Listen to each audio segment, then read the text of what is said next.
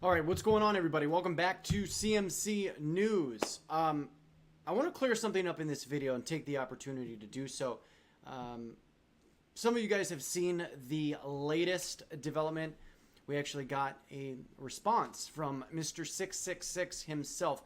I made a podcast last night on my podcasting channel, and I talked about, basically agents in the media, right? Intelligence community agents in the media.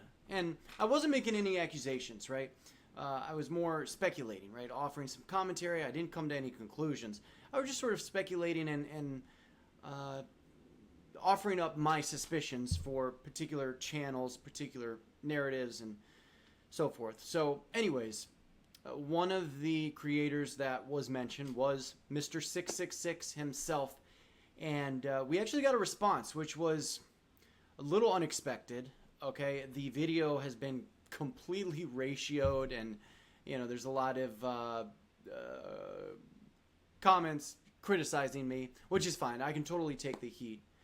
So it was kind of unexpected, but it was interesting that Stx came the very next day, the very next morning, decided to devote a video to it. So at least we have Stx now on record denying that he is a intelligence community agent, or denying working for the CIA or something like that.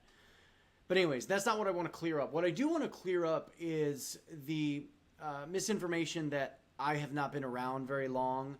Stx doesn't seem to be aware of the fact that I have been on YouTube and been making content in various different genres and styles and channels for many, many, many years. And that's understandable, right? But he looked at my channel and saw that my videos only go back 8 months. Well, there's a reason my videos only go back 8 months, because when YouTube started coming down hard on content creation. Sorry, my microphone was way far away. When YouTube started coming down on content creators, and the censorship really started, I had to delete a lot of videos, private a lot of videos, unlist a lot of videos. So that is the reason that channel only goes back 8 months. Stx, like I said, just didn't seem to be aware of, what else I've done, the other work that I've created. Some of you are aware, right? You guys remember that channel, my podcasting channel. That used to be a vlog channel years ago. So for those of you that don't know, I just want to sort of explain, who I am, kind of like where I come from. No, I am not an intelligence asset. I think people are just trolling about that. But anyways, there was actually some funny comments. It was pretty funny to read some of the stuff. Most people were being civil, even if they were criticizing me and disliking the video. Most people were being civil. And I posted a comment. I pinned a comment that I made underneath the podcast. And I said that, it's very amazing to see so many people coming to support and stand up for a creator that they believe in. Right, a creator that they trust and like. And so I don't have a problem with that, right? Obviously, I was going to get some blowback, whatever. But as far as, how long I've been on YouTube and my sort of progression or development, I've been on YouTube now steadily for about 5 years, since 2016, 16, 17, 18, 19, 20, 20, yeah, about 5 years now. Some of you guys remember me as Vegan Cheetah, right? Those were some really, really good times. I had a channel with 40,000 subscribers that I ended up deleting myself because I wanted to sort of start over and do a little bit more serious content. But I was basically making vegan content. I started a genre called vegan drama, where I sort of just reported on what these crazy vegans were doing in Thailand and Australia and California. Then I ended up moving out to LA. That went well for a while until I got banned from my live streaming platform, YouNow. I got completely just railroaded and slandered in the mainstream media. If you look up my name, you're going to find all kinds of horrible articles that I was a bully and there was a lawsuit against me. It was a whole thing. But eventually I went broke in LA, ended up living in a van for about almost a year. I did van life, trying to just keep up my content, trying to just be out there, trying to, stay out there. And I just couldn't make it work. So I came back to Virginia, where my family lives, kind of, with my tail in between my legs. And then I sort of started over. Then I kind of got into more celebrity-oriented news and talking about, the esoteric Hollywood stuff, the esoteric music industry stuff, breaking down music videos and stuff like that. I did some transvestigations, but again, YouTube again came down hard. And this was the other thing Styx didn't seem to be aware of, because I sort of, I doubt when people like Mr. 666 say that they're being suppressed in the algorithms. I have my doubts, all right? I'm not calling him a liar, and I never did call him a liar, but I have my doubts. And it's not just him. There's Mark Dice says this. Mark Dice gets like 1 million views on his videos and says, oh, I'm being suppressed by YouTube. And he's got ads, right? Well, you're not being that suppressed, right? Mark Dice hasn't been demonetized yet. So anyways, Styx doesn't seem to understand that, yes, I have been here for all the algorithm changes. I remember what happened with PewDiePie in early 2017. I remember when all the mainstream media sites were putting pressure on big tech to start censoring more and more. This has happened several times. We had Adpocalypse 1, Adpocalypse 2.0. So I've been there for all of that. All right. And my channel's been extremely affected, negatively affected by all of that. All right. More negatively affected than Mr. 666's channel or anybody else that I mentioned in my podcast. Right. I've been, and I'm not one of those people that turned off my ads voluntarily. I was demonetized not only on this channel, but on my podcasting channel.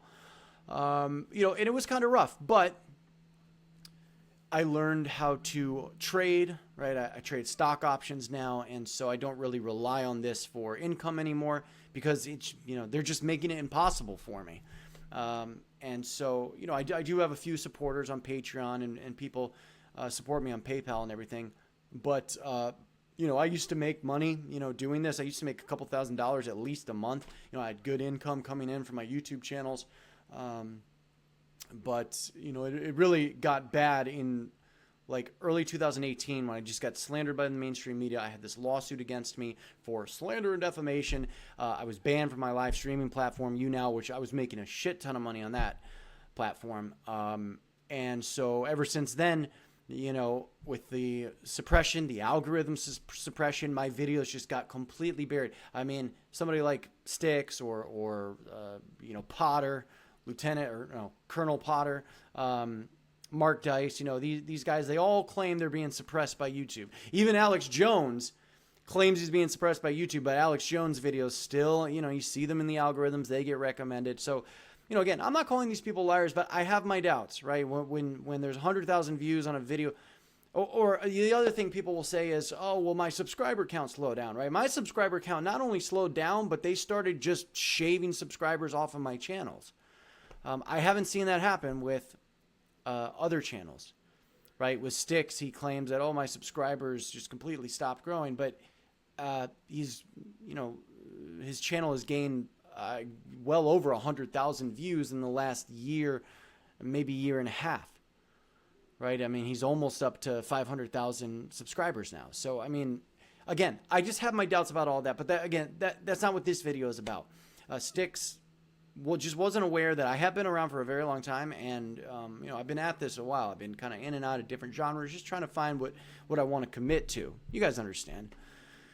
I'm still young, and so I'm still kind of figuring things out for myself. But also, I have been here for all the algorithm changes, and I have been greatly affected by that. Negatively affected by that in views and subscribers, in income.